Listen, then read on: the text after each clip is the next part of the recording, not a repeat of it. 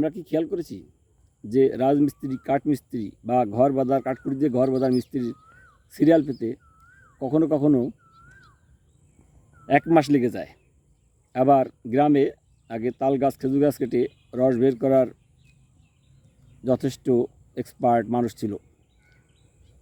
তো সেই সব পেশায়ও, এই গাছ কাটার পেশায়ও এখন মানুষের ঘাটতি। তো আমরা আজকে কথা বলবো আসলে বেকারত্ব নিয়ে, এবং যে আমাদের যে আদি পেশাগুলো ছিল এই পেশাগুলোতে লোক থাকা না নিয়ে।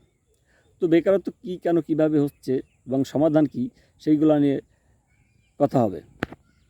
বেকারত্ব কী? যে কাজ করে না তাকে আসলে বেকার বলা হয়। এবং কেন বেকার তার অনেক কারণ আছে। যেমন কেউ তার কাঙ্ক্ষিত পেশায় কাজ পাচ্ছে না, বা কেউ কিছু পড়ালেখা শিখে ছায়া জায়গায় এসির মধ্যে বসে কাজ করতে চায়, এর বাইরে কাজ করতে চায় না, বা কেউ যে কোনো একটা পেশায় মোটামুটি এক্সপার্ট বা কোনো পেশায় এক্সপার্ট না এমনও হতে পারে, বা কারো কোনো কাজে 8-10 ঘন্টা লেগে থাকার মানসিকতা নাই। তো এরকম অনেক কারণে আসলে মানুষ বেকার থাকে, বা বেকার থাকতে বাধ্য হয় এটা বলা যাবে না। বেকার থাকে সাধারণত নিজ ইচ্ছায় বেকার থাকে।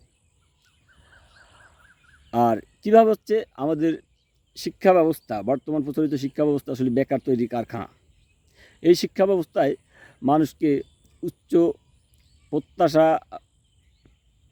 দেখতে শেখায়, কিন্তু উচ্চ বেতনের চাকরি পাবে কিনা এই নিশ্চয়তা দিতে পারে না। এদেশের তরুণ প্রজন্মকে একটা কথা বলতেই পারি আমি, যে সরকার কিন্তু উচ্চশিক্ষার জন্য প্রতিষ্ঠান খুলে বসে আছে, কিন্তু সরকার উচ্চ বেতনের চাকরি দিতে পারবে কিনা এই গ্যারান্টি কিন্তু সরকার কাউকে দেয় নাই।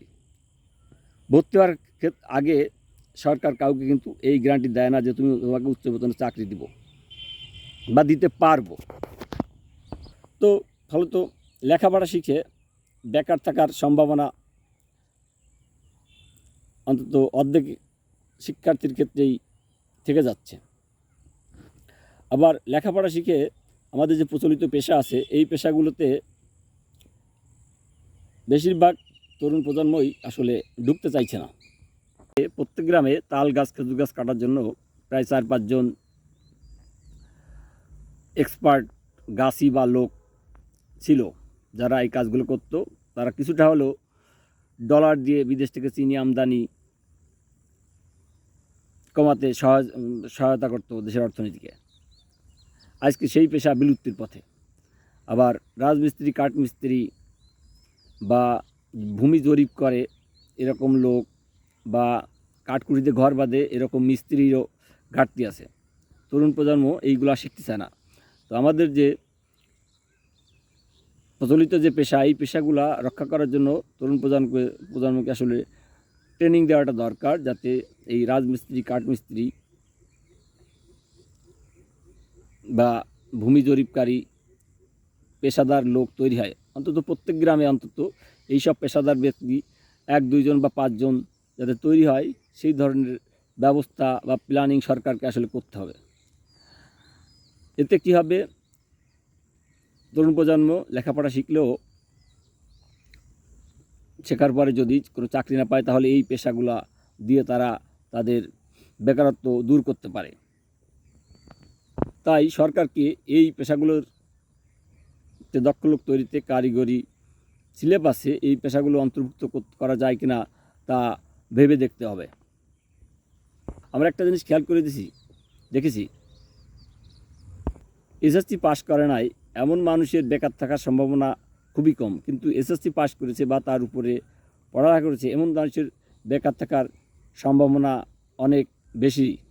কারণ হচ্ছে তারা যখনই একবার ইংলিশ প্যান্ট পড়া শুরু করেছে, তখন আর আসলে তারা প্রচলিত পেশার কোনো কাজ করতে চায় না। তারা চায় আরাম আয়েশ, উচ্চ বেতন, মাথায় ঘিলু থাক না থাক, এই হচ্ছে তাদের চাওয়া।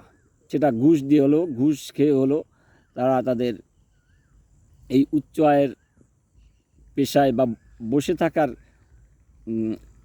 ঠান্ডা জায়গায় আরামায়েশে বসে থাকার পেশায় তারা থাকতে চায়, যেটা সমাজের যে ইকোসিস্টেম, পেশাদারি ইকোসিস্টেম, তার জন্য এটা বিপজ্জনক বলা যায়। আর একটা বিষয় সরকারকে বিবেচনা করতে হবে যে হাই স্কুল থেকে প্রত্যেকটা শিক্ষার্থীকে যে কোনো একটা পেশাতে দক্ষ করে তুলতে হবে। সে চাকরি ভবিষ্যতে উচ্চশিক্ষা নিক আর নিক, একটা পেশাতে দক্ষ হলে সে তার বেকারত্ব দূর করতে পারবে। তরুণ প্রজন্মকে বলতে চাই, কোনো কাজই ছোট নাই। এখন রাজমিস্ত্রি কাঠমিস্ত্রি করে মাসে 20,000 টাকা আয় করা কোনো ব্যাপারই না, যেটা ঢাকায় 50,000 টাকার মতো পড়বে। অর্থাৎ ঢাকায় 50,000 টাকা আয় করে যে লাইফটা লিড করা যাবে, গ্রামে 20,000 টাকা আয় করে একই লাইফ লিড করা যাবে। মূল সমস্যা আমি যেটা অবজারভেশনে দেখেছি, এই তরুণ প্রজন্ম প্রতিদিন 8-9 ঘন্টা কাজে লেগে থাকতে চায় না। এই 8-9 ঘন্টা যাতে কাজে লেগে থাকার মানসিকতা তৈরি হয়, সেইটা আসলে স্কুল কলেজে ট্রেনিংয়ের মধ্যে নিয়ে আসাটা খুব জরুরি। এতে মানুষ কাজের যে মনোভাব, দীর্ঘ সময় কাজে লেগে থাকার যে প্রবণতা, সেই প্রবণতা বৃদ্ধি করতে সরকারকেই আসলে উদ্যোগ নিতে হবে। তো সবাইকে ধন্যবাদ ভিডিওটা দেখার জন্য, এবং চ্যানেলটি সাবস্ক্রাইব করে পাশে থাকবেন।